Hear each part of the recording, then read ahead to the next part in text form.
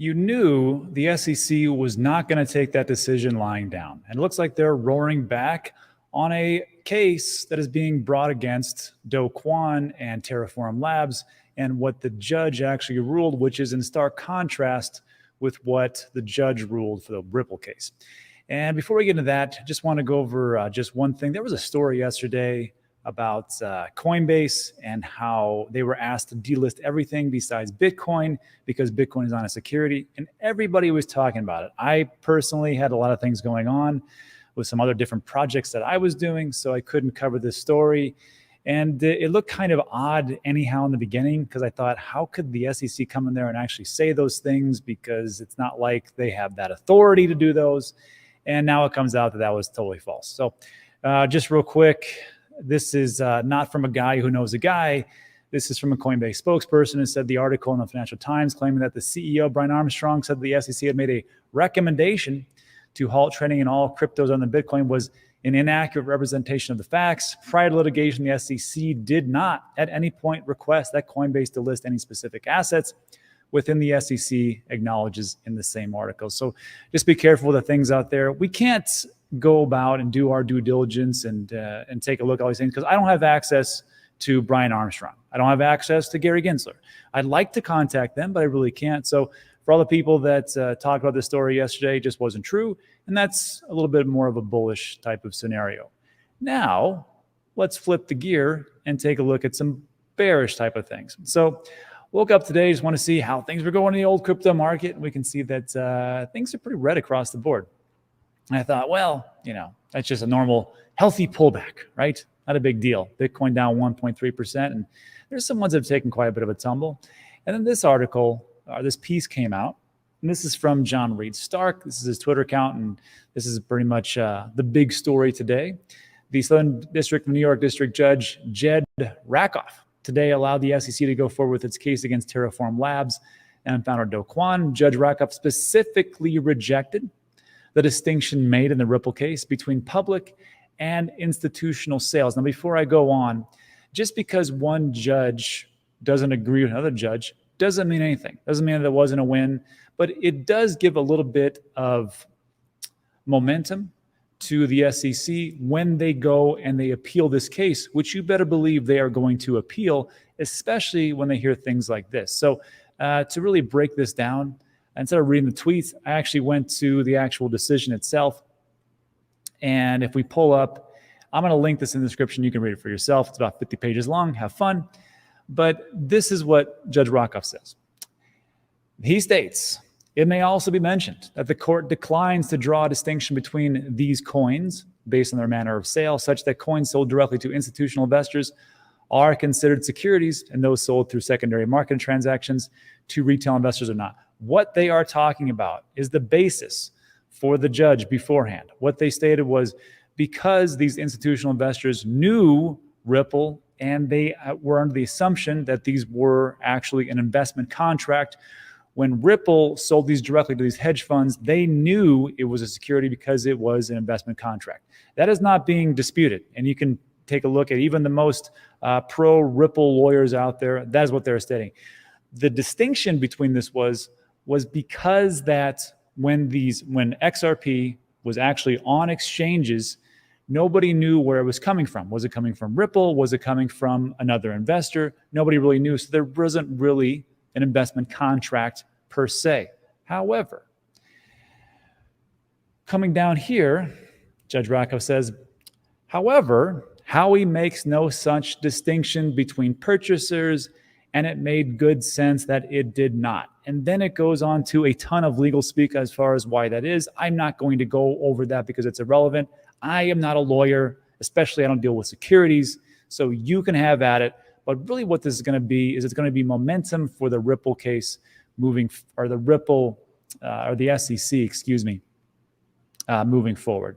So that is what we have, and that could be a reason for a little bit of a tumble. It's also not a really great look for crypto in general. I still think we will win the war, but these little battles, there will be ups and downs. That leads me to my next point, which is there is this goofy, I shouldn't say goofy, let's say a nice video that's put out by Gary Gensler, and it's called office hours. And you may have seen this on Twitter. It's quite, it is interesting. And he goes about and talks about these things. I'm just going to give you a quick snippet of what it all talks about right now. What do the securities laws have to do with goldfish? Great. And then he goes into some talk about how security is a little bit different. And as far as crypto and everything is a security, great, got it. We know Gary's stance, so I'm not going to go over this. However, there's a really great video that was put out. It was called After Office Hours. And this is from Stuart Alderati. I hope I said that name right. He's a chief legal officer at Ripple, over 35 years of legal experience with expertise in regulatory affairs. So this would be the gentleman who you'd want to follow. I will link his Twitter handle in the description below, but they're going to give you a pretty good, accurate definition of what they believe as far as digital assets could constitute a security. So it'll give you a new wrinkle into what you may already know. So just take a listen. What do digital assets have to do with orange groves, barrels filled with whiskey, payphones? Who remembers those? And beavers? Well, it turns out a lot. None of those things, standing alone, are securities, but any one of them can be packaged into a contract for an investment that may be a security. Huh?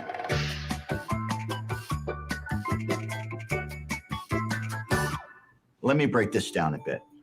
The law lists a bunch of things that are securities. That list includes things you ordinarily think of, like a share of stock. Why is a share of stock always a security? If you own a share of stock in, let's say, Apple owes you a fiduciary duty, and you can hold Apple accountable if they don't fulfill those obligations. That's true no matter how you bought the stock or who sold it to you. But the law also includes something called an investment contract in the list of things considered a security. An investment contract is not like a traditional share of stock. And anyone who tells you that, well, let's just say they're trying to confuse you. Investment contracts are contracts that I sell to you with the promise that I'm going to take the money you gave me and do things to increase the value of your investment. I can take a bunch of orange groves and sell those to you. That's not an investment contract. Or I can sell you some of those orange groves as part of a larger set of promises to cultivate those groves, sell the oranges, and distribute the profits back to you. That's an investment contract. So, orange groves alone, whether I sell them to you or you buy them on an exchange, no investment contract.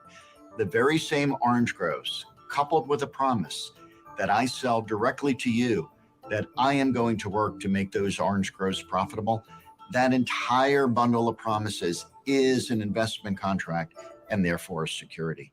But the orange groves alone are still just orange groves.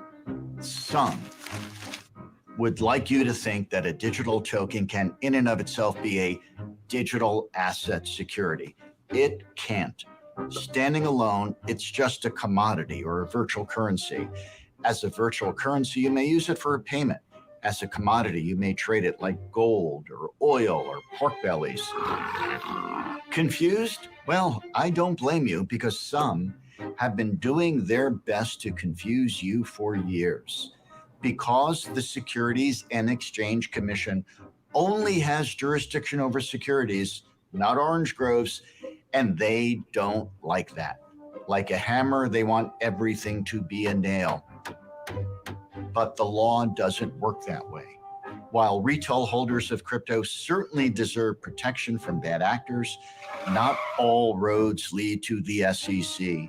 Pretending to have jurisdiction when there is none is simply a political power play.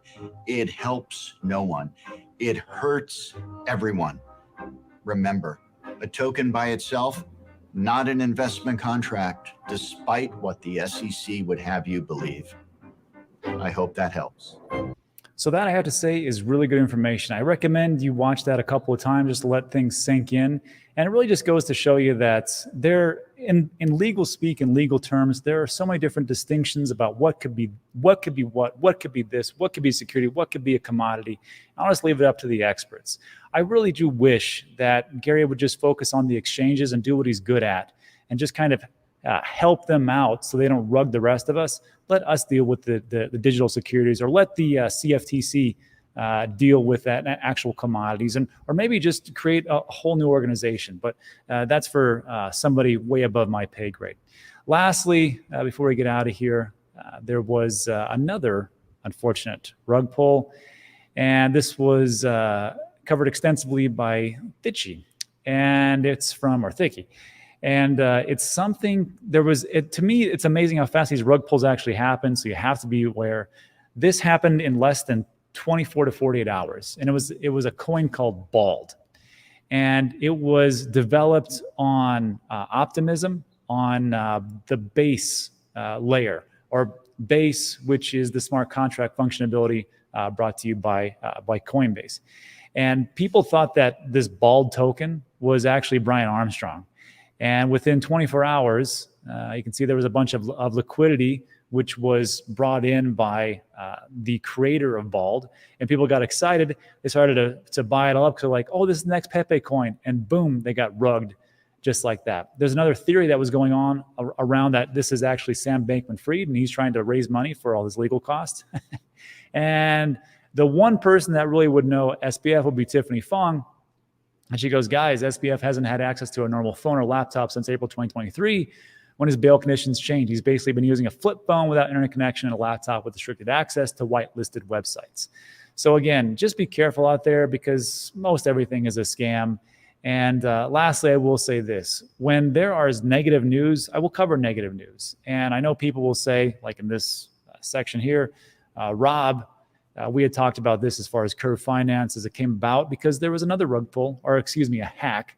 And I said, hey, Curve got hacked, and this is what we know. And it looks like it actually was the truth moving forward. And somebody goes, hey, stop spreading FUD. And I'm just going to tell you like this.